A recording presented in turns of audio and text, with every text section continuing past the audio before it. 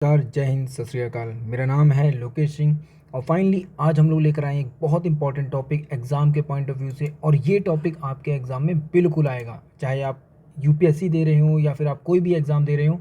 One word के हिसाब से भी ये टॉपिक बहुत इंपॉर्टेंट है, ठीक है। जहाँ पे आपके वन वर्ड आंसर्स होते हैं और जहाँ पे आपको बहुत ज़्यादा एक्सप्लेनेशन देना होता है, वहाँ पर भी ये बहुत इंपॉर्टेंट रहेगा। गवर्नमेंट अपनी स्कीम्स के ऊपर कई बार क्वेश्चन पूछती रहती है, तो ध्यान रखिएगा। आज का जो टॉपिक है वो है सोलर एनर्जी को लेकर। हम लोग बात कर रहे हैं अमृतकाल इन एग्रीकल्चर सेक्टर। भैया, एग्रीकल्चर सेक्टर के अमृतकाल को लेकर बात हो रही है। अब देखो, इस चीज़ का ध्यान रखना, हम लोग बहुत लंबे टाइम से सोलर एनर्जी के ऊपर फोकस कर रहे हैं। गवर्नमेंट बहुत सारे प्रोजेक्ट्स अपने लेकर आ चुकी है। गवर्नमेंट चाहती है कि किसी भी तरीके से सोलर एनर्जी को इतना ज़्यादा किया जाए ताकि जो भी कार्बन एमिशन हो रहा है उसको ख़त्म किया जा सके, उसे कम किया जा सके।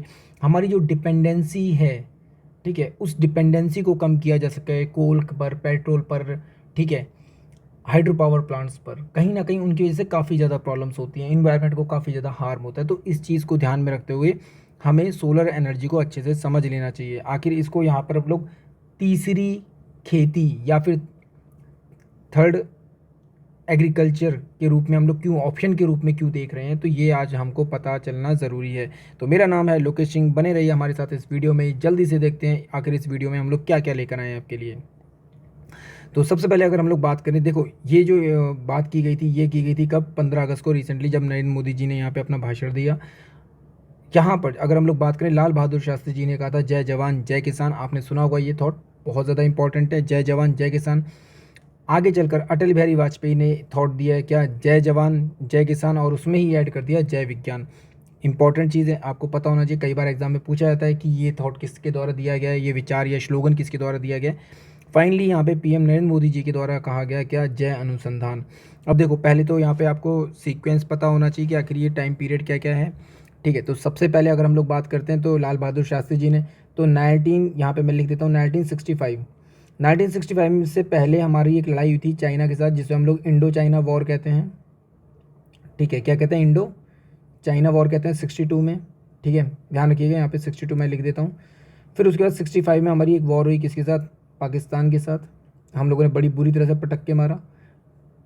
अब पाकिस्तान के साथ जो लड़ाई हुई थी, उस लड़ाई के बाद उसी टाइम ड्यूरेशन में हमें क्या, एक सूखे का भी सामना करना पड़ता है। और इंडिया में नो डाउट लगातार 2 लड़ाइयाँ हुई हैं, और दोनों ही लड़ाइयों की वजह से क्या हुआ, जो भी रिसोर्सेज थे उनका, जो एक तरह से कह सकते हैं कि जिन रिसोर्सेज का इस्तेमाल हमें आम जनता के लिए करना चाहिए था, अब वो रिसोर्सेज हमारे कहाँ पर यूटिलाइज़ हो गए? युद्ध के मैदान में यूटिलाइज़ हो गए। जिसकी वजह से क्या हुआ कि कहीं ना कहीं रिसोर्सेज की कमी पड़ी। उन रिसोर्सेज की कमी की वजह से फाइनली यहाँ पर हमें रियलाइज़ होता है कि यार, जय जवान जय किसान। भैया, देश की रक्षा के लिए जवान ज़रूरी है, और देश का पेट भरने के लिए, उसे जीवित रखने के लिए, उसे एक आत्मसंतुष्टि देने के लिए हमें किसान की आवश्यकता होती है। तो ये चीज़ हमें वहाँ पे रियलाइज़ होती है। फाइनली हम लोग यहाँ पर, आपको पता होगा, इसी के बाद 1969 में जब हम लोग ग्रीन रेवोल्यूशन लेकर आते हैं, आगे चलकर ऑपरेशन फ्लड आता है हमारा, मिल्क को लेकर वाइट रेवोल्यूशन आ जाती है, ठीक है। तो वो सारी बातें बात की हैं, उसको हम लोग किसी और वीडियो में देखेंगे। फाइनली यहाँ पे हमें मेन टॉपिक को समझना है। देन इसके बाद आते हैं अटल बिहारी वाजपेयी जी। अटल बिहारी वाजपेयी जब गद्दी पर बैठते हैं, तो आपको पता होगा अटल बिहारी वाजपेयी के टाइम पर क्या किया जाता है? पोखरण परीक्षण किया जाता है। ये जो पोखरण का परीक्षण था, इससे पहले आप कहोगे सर मगर वो तो इंदिरा गांधी ने किया था। एग्जैक्टली, इंदिरा गांधी ने किया था, पर इंदिरा गांधी ने जो किया था वो एक सिर्फ टेस्ट था। बट यहाँ पर अटल बिहारी वाजपेयी के द्वारा जो पोखरण परीक्षण किया जाता है, कि बहुत ज़्यादा फुल ऑन परीक्षण होता है, जहाँ पर कि ये डिसाइड कर लिया जाता है कि इंडिया कंप्लीट एक न्यूक्लियर पावर बन चुका है। वो एक टेस्टिंग नहीं कर रहा है, वो प्रॉपर अपने आप को साबित कर रहा है, दिखा रहा है कि भैया हमने वो ट्रायल बेसिस पर जो किया था वो ठीक है, मगर अब हम इसके काबिल हैं कि हम लोग बॉम्ब बना सकते हैं, हम लोग इस न्यूक्लियर एनर्जी को बहुत अच्छे से यूटिलाइज़ कर सकते हैं। वो बात अलग है कि हमने न्यूक्लियर एनर्जी का बहुत अच्छे से इस्तेमाल किया एनर्जी क्रिएट करने के लिए, ठीक है, लोगों को बिजली प्रोवाइड करवाने के लिए, इन सब कामों में। तो ये हमारी सोच है, हमारी विचारधारा है कि डिस्ट्रॉयर बनने से पहले हम लोग क्या कर सकते हैं? लोगों का पेट भरना ज़रूरी समझते हैं, लोगों की जो ज़रूरत है उनको पूरा करना ज़रूरी समझते हैं। हाँ, अगर आप हमारी तरफ आंख दिखाओगे तो ज़रूर हम आपकी आंख फोड़ने का भी ताकत रखते हैं। फाइनली तो यहाँ पर अटल बिहारी वाजपेयी बोलते हैं जय विज्ञान इस टाइम पर। एंड फाइनली जब हम लोग बात करते हैं नरेंद्र मोदी जी की, तो यहाँ पर इनका शुरू से एक लक्ष्य रहा है, और वो लक्ष्य रहा है किसको लेकर? हमारे फार्मर्स को लेकर, हमारे किसानों को लेकर, किसान भाई बहनों को लेकर। किसानों को लेकर जो इनका लक्ष्य रहा है वो क्या है कि किसानों की इनकम जो है, ठीक है, वो क्या कर देना, 2x मतलब डबल कर दी जाए। अब फार्मर्स की इनकम को डबल करने के लिए क्या किया जाएगा भाई? नॉर्मल खेती, पारंपरिक खेती तो हम कर ही रहे हैं, और भी बहुत सारी चीज़ें आज के टाइम पर आ रही हैं, aquaculture, hydroponics, vertical agriculture, but फिर भी हमें ज़रूरत है किसकी? अनुसंधान की, रिसर्च की हमें ज़रूरत है, ताकि उस रिसर्च की सहायता से हम लोग यहाँ पे क्या कर सकें, अपने एग्रीकल्चर को बूस्ट कर सकें।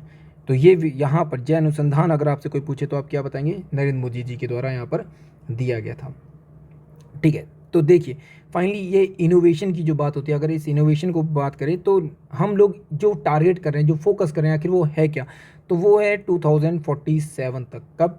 2047 तक हम लोग अपने देश की जो भी ज़रूरतें हैं, ख़ास तौर से न्यूट्रिशन को लेकर, फूड को लेकर, उन सबको पूरा कर सकें। ठीक है, हमारा ज़ीरो हंगर इंडेक्स, मतलब जो हंगर इंडेक्स बनता है उसमें हमारी जो कंडीशन हो, वहाँ पर कोई भी देश में भूखा ना रह रहा हो। ठीक है, माल न्यूट्रिशन की कमी ना हो, हम लोग किसी भी तरीके से क्लाइमेट को नुकसान ना पहुँचा रहे हो, हमारे फार्मर्स की जो इनकम है वो बढ़ चुकी हो, इस पर भी हमारा क्या रहेगा? बहुत ज़्यादा फोकस रहेगा। अगर आप देखें इस बात को नरेंद्र मोदी जी कई जगह पर इस्तेमाल कर रहे हैं। यहाँ पर साइंस कॉन्फ्रेंस हुई थी 106, उस सेशन में भी उन्होंने इस बारे में बात की थी।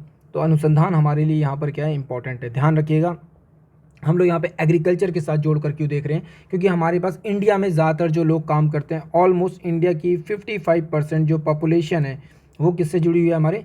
वो हमारे एग्रीकल्चर से जुड़ी हुई है। ध्यान रखिएगा, किससे जुड़ी हुई है? हमारे एग्रीकल्चर से जुड़ी हुई है। देखिए, अब अगर हम लोग बात करें किसके बारे में? एग्रीकल्चर के बारे में बात करें, तो आपको इसके साथ साथ एक और चीज़ पता होनी चाहिए, और वो क्या है कि भैया अगर एग्रीकल्चर के साथ जुड़िए तो सर यहाँ पर क्या फ़र्क पड़ेगा? सोलर पैनल्स, एनर्जी और इन सबको।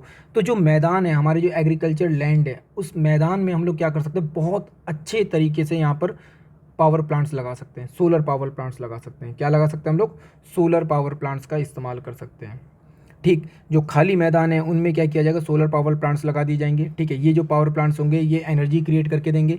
इससे जो किसान होते हैं, हमारे फार्मर्स हैं, उनकी भी ज़रूरत पूरी होगी। ठीक है, जो फार्मर्स हैं उनकी भी ज़रूरत पूरी होगी इलेक्ट्रिसिटी की, और इसके अलावा वो इस इलेक्ट्रिसिटी को, जो ग्रिड होता है, जो भी पावर ग्रिड है, उसको क्या कर देंगे? सेल भी कर सकते हैं। ध्यान रखिएगा, जो पावर ग्रिड है उसको क्या कर सकते हैं? सेल भी कर सकते हैं। तो इससे उनको क्या हो सकती है? यहाँ पर इनकम भी हो सकती है। ठीक है, तो ये उनका क्या हो जाएगा? एक इनकम का सोर्स बन जाएगा। ध्यान रखिएगा, तो किस तरीके से इनकम का सोर्स बनेगा, आपको ये चीज़ यहाँ पे आई होप समझ में आ गई होगी। ठीक, अगर हम लोग यहाँ पे बात करें, इस वक्त प्रेजेंट में कर्नाटक हमारा टॉप मोस्ट ऐसा स्टेट है जो सबसे ज़्यादा यहाँ पे सोलर पावर एनर्जी का प्रोड्यूस करता है अपने लिए। इसके बाद तेलंगाना, राजस्थान और आंध्र प्रदेश आते हैं। देन उसके बाद आता है गुजरात। एंड इंडिया की अगर बात की जाए तो इंडिया वर्ल्ड में चौथा सबसे बड़ा देश है जो सोलर पावर प्लांट से एनर्जी को प्रोड्यूस करता है। तो ये हमारे लिए बहुत अच्छी बात है। अब यहाँ पे आपको ये भी पता होना चाहिए, देखो किस तरह से, तो मैंने जैसे कि आपको बताया था, इस तरीके से क्या किया जाएगा? पावर प्लांट्स लगाए जाएंगे। बड़े बड़े पावर प्लांट्स काफ़ी हाइट पर लगाए जाएंगे। इससे होगा ये कि जो नीचे पौधे हैं उनको भी आराम से उगने की जगह मिलेगी। ठीक है, उनको किसी तरह की नुकसान नहीं होगा। ऐसा नहीं होगा कि प्रॉपर परछाई पड़ जाए जिसकी वजह से वो उग ना पाएँ। तो इसका पूरी तरह से ध्यान रखा जाएगा कि नीचे जो फसल उगाई जा रही है उसको किसी भी तरह का नुकसान ना पहुँचे। अगर हम लोग यहाँ पर देखें कि हम लोगों का कंट्रीब्यूशन किस तरीके का, तो सीरियल्स का 3.1%, ऑयल सीड्स का 3.3%, शुगर केन का 3.9, कॉटन 4.6, ठीक है, एग 4.9, हॉर्टिकल्चर 4.9, डेयरी से रिलेटेड जितना भी हमारा प्रोडक्शन है वो कितना 5.5, पल्सेस 5.7, फिशिंग 7.8, जो पोल्ट्री मीट है उसका 10.4%। तो आपको ये परसेंटेज भी पता होना चाहिए। अच्छा, अब अगर आप मेरे से कहोगे कि सर ये सब तो ठीक है, मगर क्या गवर्नमेंट भी अपनी तरफ से कुछ करे? तो गवर्नमेंट अपनी तरफ से बहुत कुछ करे। ये गवर्नमेंट के हमारे इनिशिएटिव्स हैं। ठीक है, हम लोगों ने इसके बारे में कई बार डिस्कशन किया है। वन सन, वन वर्ल्ड और वन ग्रिड, आखिर ये प्रोग्राम है क्या कि भाई देखो सबके लिए एक जैसी ऊर्जा सूरज देता है, तो क्यों ना एक ऐसी ग्रिड तैयार की जाए जो पावर की सप्लाई पूरे विश्व में एक जैसी की जाए। नो डाउट, हमारी पृथ्वी के एक तरफ अगर यहाँ पे हमारा सन है और यहाँ पे हमारी अगर पृथ्वी है, तो पृथ्वी की एक साइड हमेशा क्या रहती है? सन की साइड रहती है। तो यहाँ पर एनर्जी मिलती रहेगी। यहाँ पर अगर एनर्जी मिल रही है तो जहाँ पर रात हो रही है इस जगह ये एनर्जी को क्या किया जा सकता है? ग्रिड के थ्रू ट्रांसफ़र किया जा सकता है। और जब पृथ्वी घूमकर दूसरी तरफ पहुँचती है तब ऐसे में क्या किया जाएगा? यहाँ पर जो लाइट पड़ रही है उससे जो एनर्जी क्रिएट होगी उसको इस तरफ भेजा जा सकता है। तो कुछ इस तरीके का प्रोग्राम था जिसको बोला जाता था one sun one world and one grid. इसके अलावा नेशनल सोलर मिशन चलाया जा रहा है, इंटरनेशनल सोलर अलायंस बनाया गया है, इंडिया भी उसका पार्ट है, ठीक है। Roof top solar power faces लगाए जा रहे हैं कि आप लोग अपने घरों के ऊपर लगाइए, अगर आप ज़्यादा एनर्जी क्रिएट हो रही है तो आप लोग उसे ग्रिड को वापस ट्रांसफ़र कर सकते हो। उसके बदले में क्या होता है कि आपका जो बिजली का बिल होता है उसमें से पैसे कम कर दिए जाते हैं। तो अपने आप में एक बहुत अच्छा इनोवेटिव तरीका है जिससे आपके ऊपर बर्डन कम पड़ता है। फिर national wind and solar hybrid policies तैयार की गई, ठीक है, जिसके अंतर्गत कई बार लोगों को स्कीम देने की और इन सब के बारे में बात की जाती है, तो वो भी यही है। देन अगर हम लोग बात करें क्या किसान ऊर्जा सुरक्षा, तो ये भी यहाँ पर जिसे हम लोग कहते हैं क्या पीएम कुसुम के नाम से जानते हैं, तो ये किसानों के लिए लाया गया ताकि किसान भाई बंधु क्या कर सकें, ज़्यादा से ज़्यादा पावर प्लांट्स लगा सकें अपने खेतों में, अपने आसपास के एरियाज़ में, अगर वो खेती नहीं कर रहे हैं तो, ठीक है। इसका फ़ायदा सबसे ज़्यादा किसान को होता है। किस तरह से इनकम होती है वो मैंने आपको यहाँ पर बता दिया है। देखो इसे थर्ड क्रॉप के रूप में मैंने अभी बताया था, स्टार्टिंग में बोला था तृतीय फसल, तीसरी क्रॉप के रूप में। भाई हमारे पास दो फसलें होती हैं, एक होती है रबी की फसल और एक होती है खरीफ। दो फसलें होती हैं, एक रबी और एक खरीफ। अब रबी और खरीफ के बाद आप बोलोगे नहीं सर जायद भी हमने सुनी है, आप बोलोगे हमने सर जायद भी सुनी, पर जायद की जो फसल होती है ज़रूरी नहीं है कि किसान ये करेगा ही करेगा। इसमें क्या छोटी फसलें आती हैं जो 2 से 3 महीने के लिए होती हैं, ठीक है, 2 से 3 महीने के लिए होती है, जैसे वाटरमेलन, ठीक है, तरबूज, खरबूज, ककड़ी, खीरा, इस तरह की जो फसलें होती है वो ज़्यादातर इसमें होती है। तो इस फसलों को हम लोग हटाते हैं साइड में। मुख्य जो फसलें वो हमारी ये दो ही फसलें हैं, रबी की और खरीफ की। इन फसलों के साथ साथ एक तीसरी फसल जो हमेशा हमारे खेतों को हरा भरा रखेगी, जो कहीं ना कहीं हमेशा हमें इनकम करके देगी, वो कौन सी हमारी, वो है हमारी सोलर की, वो है हमारी अक्षय ऊर्जा एक तरह से कहा जाए तो, ठीक है। तो सूरज से मिलने वाली जो सौर ऊर्जा है ये हमारी तीसरी कृषि के रूप में या तीसरी खेती के रूप में या फिर तीसरे क्रॉप के रूप में, ठीक है, हमारे सामने आएगी, हमारी उपज के रूप में सामने आएगी। तो ध्यान रखिएगा जैसे ही ये लगेती है तुरंत ही आपको क्या करेगी, इनकम जनरेट करना शुरू कर देगी। तो इसीलिए ये इंपॉर्टेंट है, ध्यान रखिएगा। यहाँ पर ये चीज़ बताई गई भी कम से कम जो एक पैनल जो होता है, जो जैसा कि मैंने बताया कि एक हाइट पर इसको लगाया जाएगा जिससे नीचे जो खेती है उसको किसी तरह का नुकसान ना पहुँचे। तो देखो वही चीज़ यहाँ पे बताई गई, 400 सोलर पैनल्स लगाए जा सकते हैं एक नॉर्मल खेत में, जो कि 10 से 12 फीट की ऊंचाई पर होते हैं, जो नॉर्मल एक पेड़ की ऊंचाई होती है उस ऊंचाई के बराबर के क्या लगाए जाते हैं, यहाँ पे सोलर पैनल्स लगाए जा सकते हैं। तो ये अपने आप में इंपॉर्टेंट बात है। इसी के साथ यहाँ पे शुरू किया गया, अभी रिसेंटली चल रहा था हर घर तिरंगा कैंपेन, उसी के साथ साथ यहाँ पर इसको भी शुरू किया गया जिससे बोला गया क्या, हर खेत में सौर ऊर्जा। देखो अपने आप में इंपॉर्टेंट लाइन है। नरेंद्र मोदी जी की एक बात खास बात है कि ऐसे लाइनें, ऐसे टाइटल्स यूज़ करते हैं कि आदमी के मन मस्तिष्क में जाकर एकदम बैठ जाता है। तो क्या बोला गया, हर खेत में सौर ऊर्जा, अपने आप में इंपॉर्टेंट है। इस कैंपेन को भी फाइनली यहाँ पर शुरू किया गया। अब यहाँ पर आपको पता होना चाहिए कि आखिर ये जो पंचामृत है, इसको हम लोग कहते हैं पंचामृत, कि कौन कौन से 5 चीज़ें जिनके ऊपर हम लोग फोकस कर रहे हैं, या फिर मोदी जी के जो फोकस पॉइंट हैं कि आखिर वो काम किस पे कर रहे हैं अक्षय ऊर्जा को लेकर। तो देखो यहाँ पर 5 एजेंडाज आते हैं, कौन कौन से एजेंडे हैं ये आपको पता होना चाहिए। सबसे पहले हम लोग क्या करेंगे, पहला जो एजेंडा है वो क्या है, जितने भी हमारा गैर जीवाश्मी ईंधन है, मतलब कि नॉन फॉसिल जो फ्यूल है हमारा, ठीक है, इसकी जो क्षमता है इसको बढ़ाना है, इसकी जो एनर्जीज़ हैं उसका इस्तेमाल ज़्यादा से ज़्यादा करना। कब तक, 2030 तक 50 गीगाबाइट तक को इसको पहुंचाना। कहाँ तक पहुंचाना, 50 गीगाबाइट। भाई नॉन फॉसिल से तो नो डाउट इससे इन्वायरमेंट को किसी तरह का नुकसान नहीं होगा, आपको कोई ज़मीन खोद कर नहीं निकालना पड़ रहा है, ठीक है, बात ऐसे समझो। इसके अलावा 2030 तक क्या करना, 50% एनर्जी जो रिक्वायरमेंट है उसको किससे पूरा करना, रिन्यूएबल एनर्जी से पूरा करना। किससे पूरा करना, रिन्यूएबल एनर्जी से पूरा करना। कितना, देश का 50% ऊर्जा को, ठीक। तीसरा अगर पॉइंट देखें तो ये भी बहुत इंपॉर्टेंट है, ये भी 2030 तक के लिए क्या है, टारगेट है यहाँ पर। तो यहाँ पर जो कार्बन उत्सर्जन होता है जिससे हम लोग कहते हैं क्या, कार्बन एमिशन, उसको क्या करना है यहाँ पर, कम करना। ये भी अपने आप में बड़ी बात है। और कितना कम करना, तो 1 टन तक। कितना, 1 टन, 1 टन कार्बन एमिशन को यहाँ पर रिड्यूस करना। देन अगर फोर्थ पॉइंट देखते हैं तो फोर्थ पॉइंट क्या है, तो ये है, ये भी सेम वही 2030 तक के लिए यहाँ पे टारगेट है।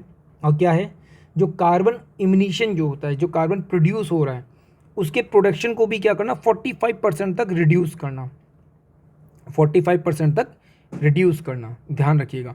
तो तो जो जिस इंटेंसिटी से कार्बन प्रोड्यूस, भाई देखो इकोनॉमी में कोई भी एक्टिविटी हो रही है, कोई भी फैक्ट्री लगी हुई है, गाड़ियाँ बन रही है, गाड़ियाँ चलाई जा रही हैं, आप अपने घर के आसपास किसी तरह की एक्टिविटी कर रहे हो, घर में कुछ भी काम कर रहे हो, तो उससे क्या होता है, कार्बन प्रोड्यूस होता ही होता है। आप कहीं जा रहे हो, कहीं आ रहे हो, तो उससे क्या होता है, कार्बन प्रोड्यूस होता ही होता है। तो ये जो कार्बन का प्रोडक्शन है उसको क्या करना है, यहाँ पे कम करना, रिड्यूस करना, ठीक है। देन फाइनली अगर हम लोग फिफ्थ पॉइंट की बात करें, जो अंतिम पॉइंट है, ये कब तक के लिए, ये 2070 तक के लिए, कब तक के लिए, 2070 तक के लिए। यहाँ पर क्या करना है, देश को कम्प्लीटली कार्बन न्यूट्रल कर देना है। क्या कर देना है, कार्बन न्यूट्रल कर देना है। और ज़ीरो इमिशन, क्या करना है, नेट ज़ीरो इमिशन, मतलब शुद्ध रूप से क्या, कार्बन के प्रोडक्शन को बिल्कुल ख़त्म कर देना है, ठीक है। कंप्लीट इस कंडीशन में हम लोगों को अपने देश को लेकर आना है। तो फाइनली अगर आपको ये वीडियो पसंद है तो प्लीज़ मुझे कमेंट करके ज़रूर बताइएगा। हमारे चैनल को सब्सक्राइब कीजिए, लाइक कीजिए, शेयर कीजिए, और हाँ, हर इस तरीके की और इम्पॉर्टेंट इन्फॉर्मेशन के लिए आप लोग हमारे टेलीग्राम ग्रुप को भी ज्वाइन कर सकते हैं। Score better in exam without space आप डालेंगे, आपको ज़रूर मिलेगा हमारे टेलीग्राम ग्रुप। वहाँ पे हम आपको बहुत सारी अपडेट और करंट अफेयर की इन्फॉर्मेशन शेयर करते रहते हैं। आई होप आपको वीडियो अच्छा लगा होगा, समझ में आया होगा। जो चीज़ समझ में नहीं आई प्लीज़ कमेंट करके ज़रूर पूछिए, मैं आपको रिप्लाई करूँगा। Thank you so much. जय हिंद।